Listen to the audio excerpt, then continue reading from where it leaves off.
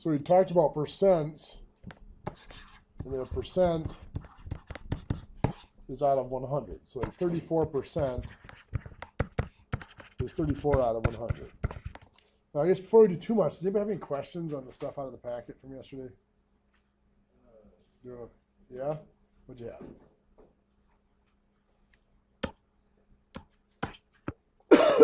So this is in the ratio and proportion 6 packet. Page 151, number 13.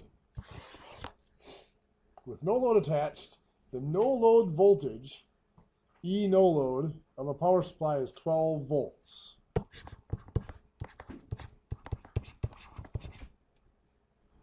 When a 100 ohm load is attached, the full load voltage is 11.7. You guys talk about power loss and stuff like that under a load. It's part of an efficiency deal. When it's under load, usually your supply voltage drops. It's because there's not a perfect power supply. A perfect power supply would have no voltage drop when it's under load. It'd be able to produce an infinite amount of current and not lose voltage, but most power supplies can't do that. So what this one is looking at then is finding a regulation, percent of regulation. And the percent of regulation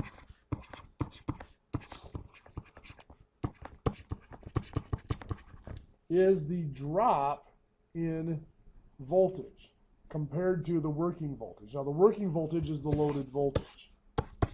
So what we're going to look at here is we're going to look at the no load voltage, the 12 volts, minus the fully loaded voltage of 11.7.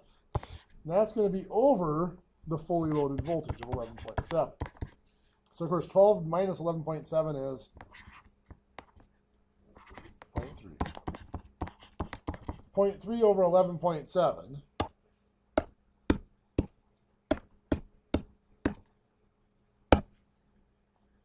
0.02564. So to turn that into a percent, you multiply by 100, just move the decimal over 2 spots. 2.564%, and they're saying to the nearest hundredth, so that's 2.56% is the percent of regulation. So that saying is, when it's loaded, it operates at 11.7 volts. What percent is the voltage gain when it's not loaded? Or what percentage is the loss when it is loaded, is another way of putting it. Any others you have questions on? Okay.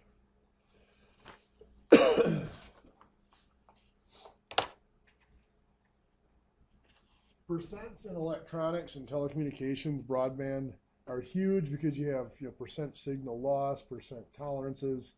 We're going to go over some tolerances today yet if we get some time. But what we're going to look at then today, since we have our percents, remember percent is out of 100, so like I said, 6% is 6 out of 100. We're going to compare that to parts per million.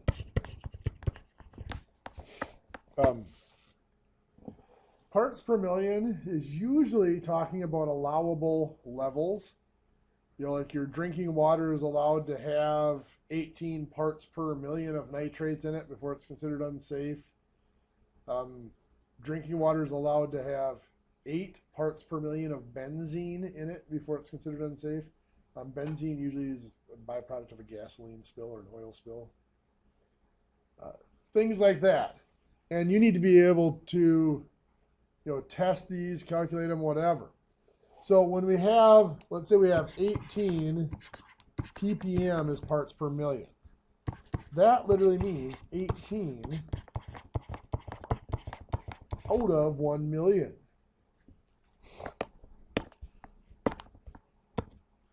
Now 18 parts per million is a pretty small number. I mean, 18 sounds big. When you look at it as being out of 1 million, it's a pretty small number. Let's take a look. Let's say that we have gasoline that is trying to remember the percentage.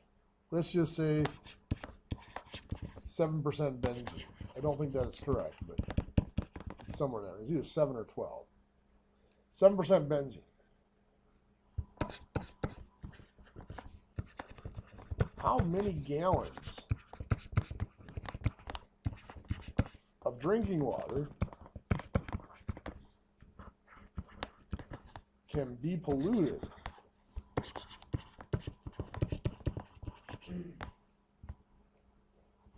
by 1 gallon of gas?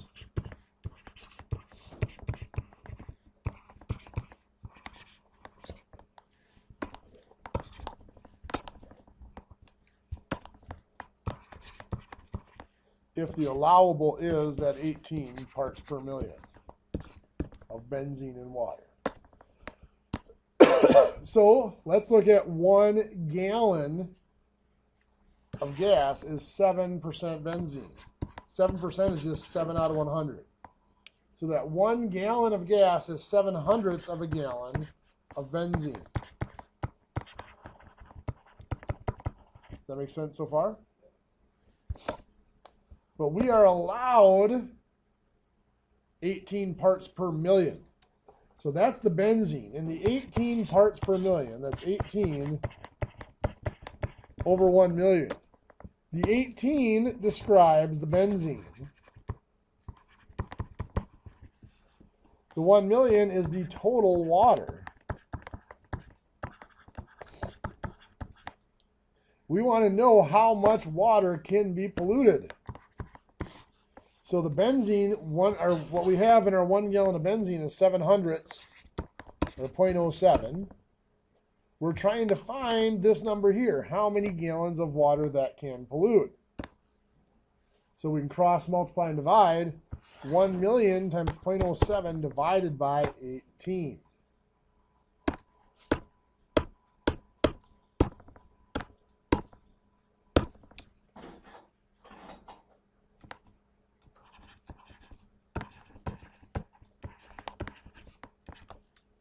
Basically 3,900 gallons of water. 3,888.88888 gallons of water. So what that's saying is if you dumped a gallon of gas into a 4,000 gallon tank, you would barely have safe levels of benzene. Assuming there was no existing levels of benzene in the tank.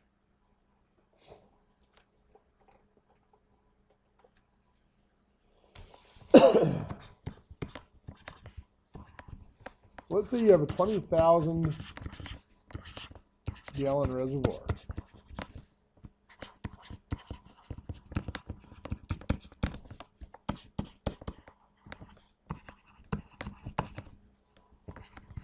How much additive would you need to add to achieve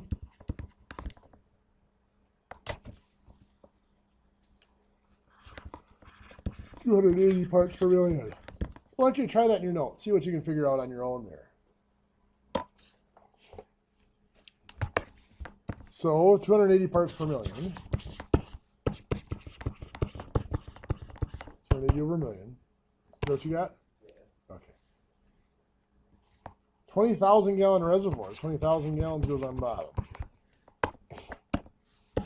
Cross multiply and divide, and yeah, that does come out to 5.6.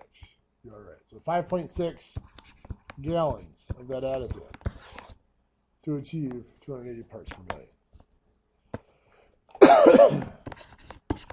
Next step. What percent is that?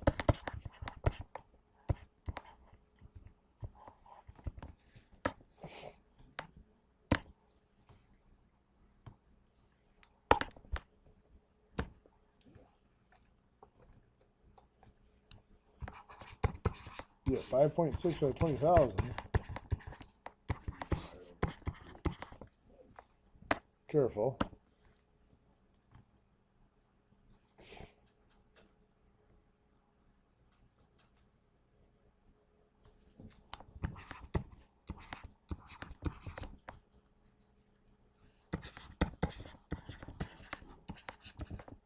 .028, right? Right. 0.028. It's actually not a bad conversion between parts per million and percent. 280 parts per million equals 280 out of a million. Percent is out of 100. Well, I'm going to multiply by 100 and divide by a million. The difference is right there, 4 zeros. So to convert from parts per million into percent, it's just a matter of moving the decimal point over 4 spots. So 280 parts per million is 0.028%.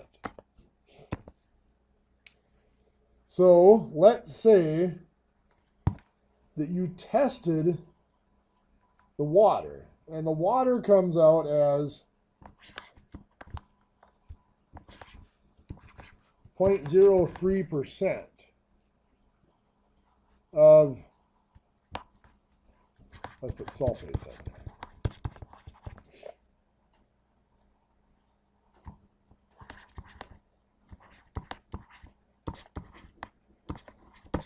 Safe level of sulfates is, we're just going to say 120 parts per million. Is that a safe level? Well, to compare them, we got to convert one way or the other. Let's go percent into parts per million. 0.03% seems small, but remember, it's 4 decimal places at the conversion. So 1, 2, 3, 4, that becomes 300 parts per million. That's actually 2.5 times the safe level. Does that make sense? You look a little bit confused over there. Oh, didn't see we did that second part. Okay. Because all we're doing is parts per million to percent. The difference between a million and 100 is the 4 decimal places, the 4 zeros. Right. So the conversion is just 4 decimal places. Oh, okay. The shortcut conversion, at least. Okay. Excuse me. So,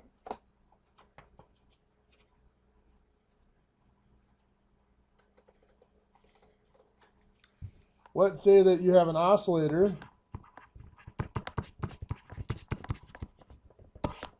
that used to keep time. It's like they have in clocks and stuff like that. And it oscillates with an accuracy, a precision of 0.00. Yeah, we'll go 0.00093%. Restate that in parts per million.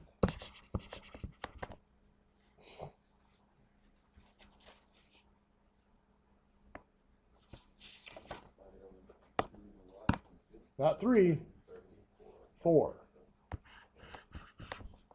9.3 parts per million. So that comes out to be.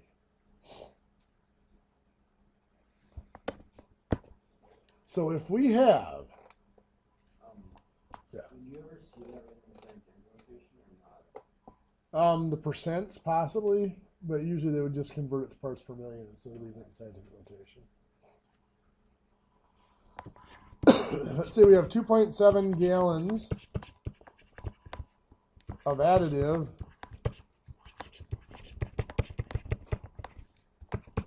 in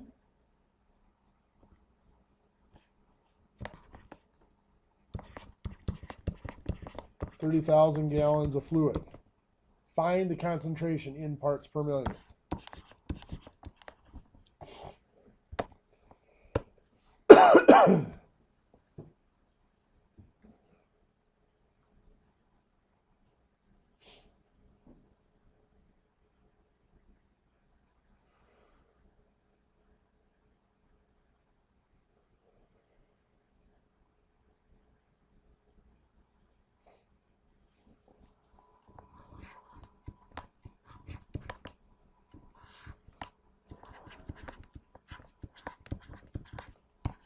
Be careful with it.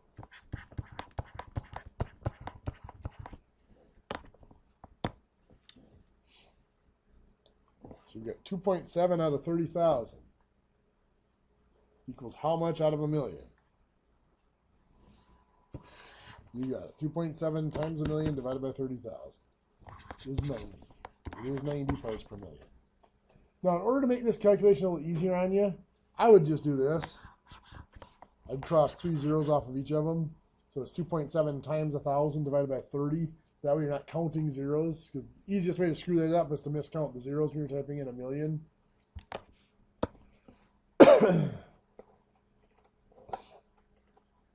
Oh, let's see here.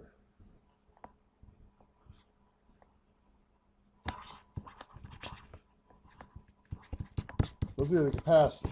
See, this capacitor is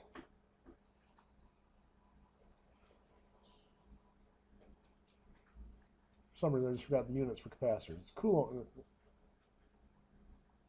coulombs on capacitors, isn't it? Yeah. That's what I thought.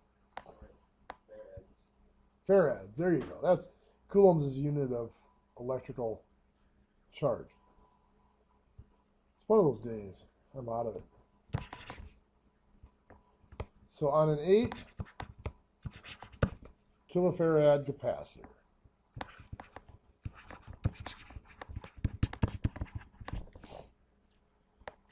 it is a plus or minus 20 farad. So again, find that as a percent and as parts per million.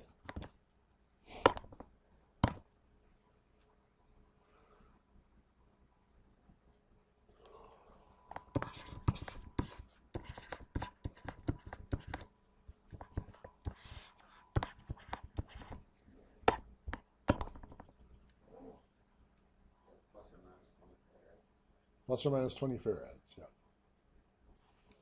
So it's 8 kilos, so it's 20 over 8,000, right?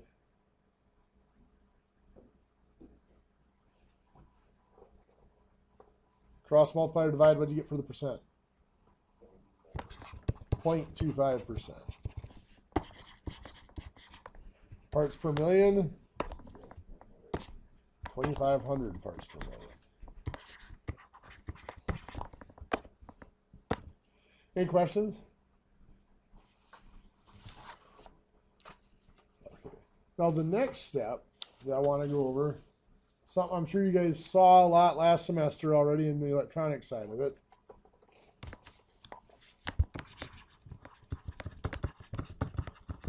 Resistor color code. Do you guys have it memorized? No? Yeah? Kind of, sort of? Okay. The color code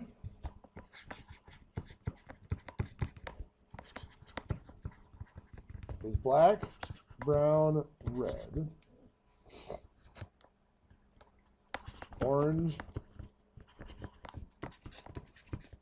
yellow, green, blue, violet,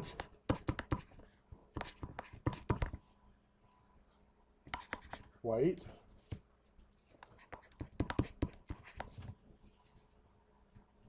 gold, silver, and none.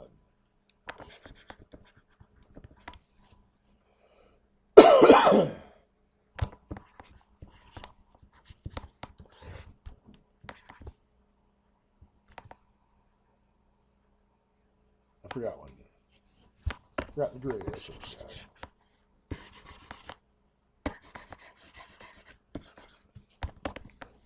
Violet, gray, white, then gold, silver, none.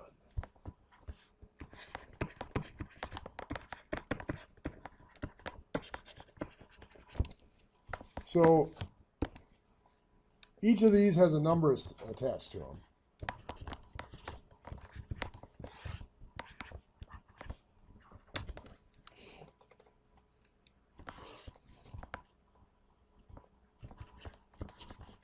Where brown is 1. Black is sometimes called a 0, but it's really bad form to use black as a 0. If it is in the first two columns, first two bands, those are the numbers that they stand for right there. The rest are zeros. If it's in the third band, it's telling you the number of zeros or power of 10. It's scientific notation, kind of, like you brought up. It's 10 to the power of whatever color it is. So if it's red, that's 10 to the power of 2, or 2 zeros added on. Then, of course, in the tolerance band,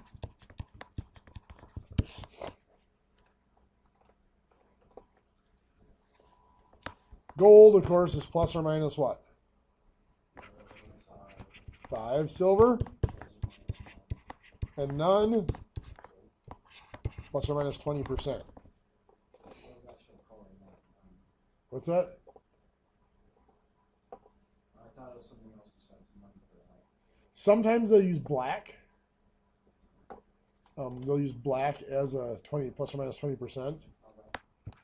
Brown is a plus or minus 1%. Red can be plus or minus 2%. And there are actually, when you get into the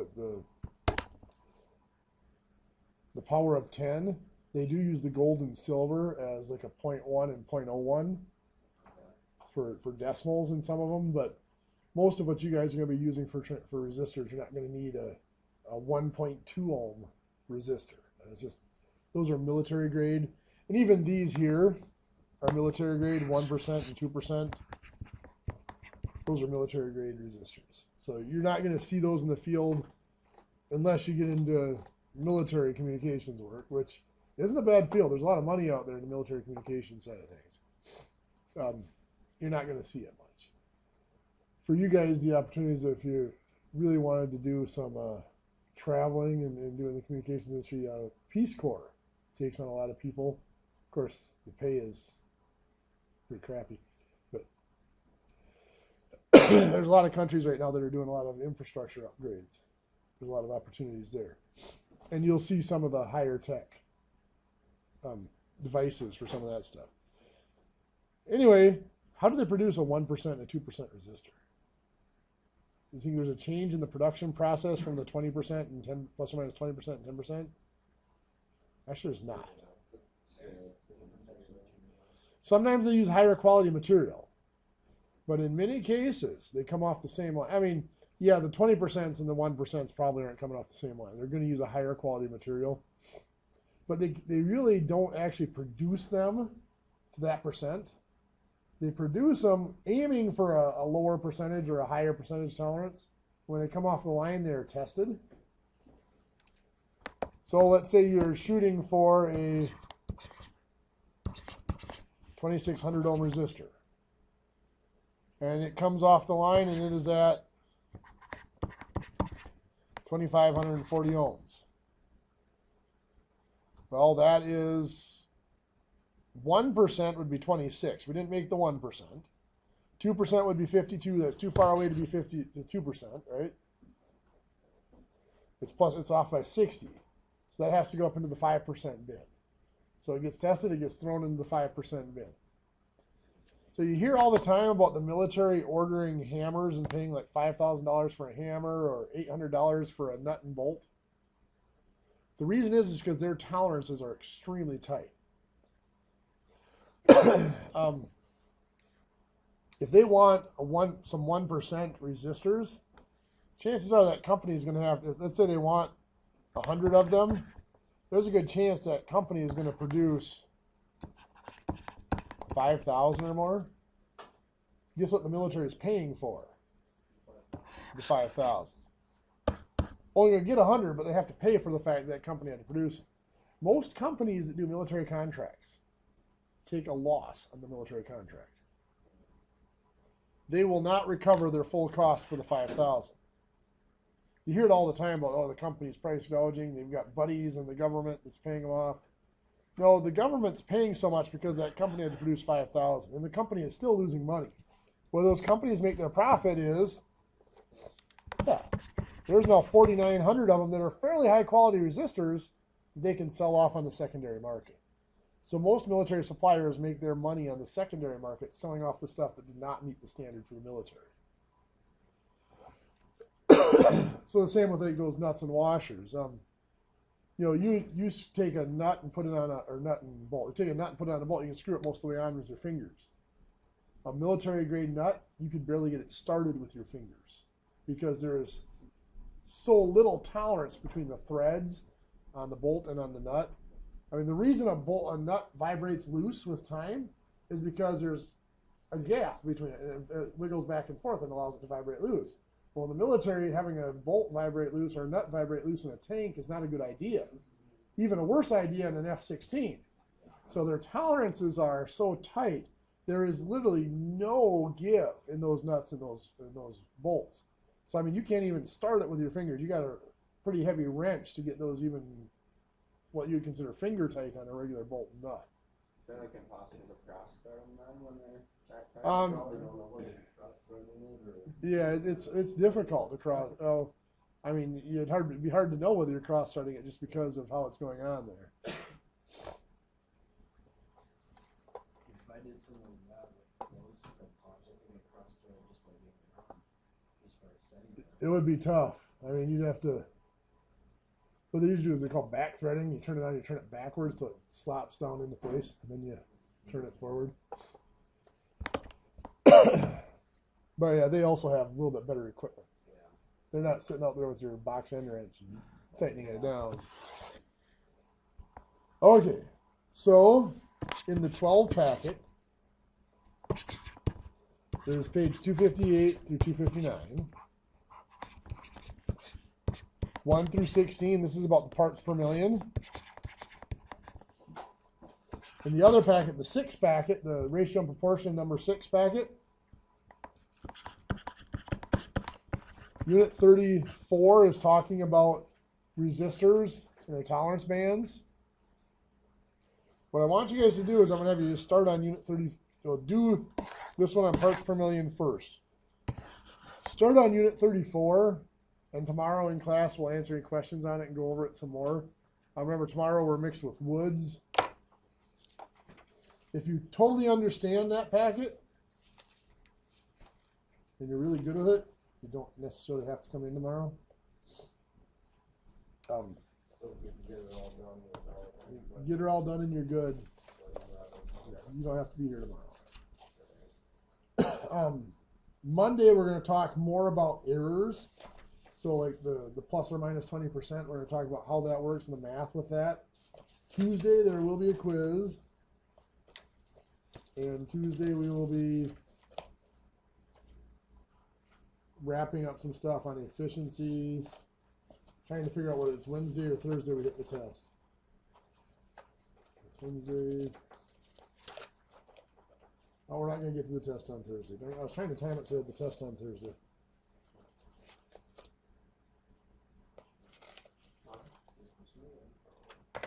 The test will actually be the next week. So. Oh well. Why don't you guys have the last 15 minutes to get started on those packets?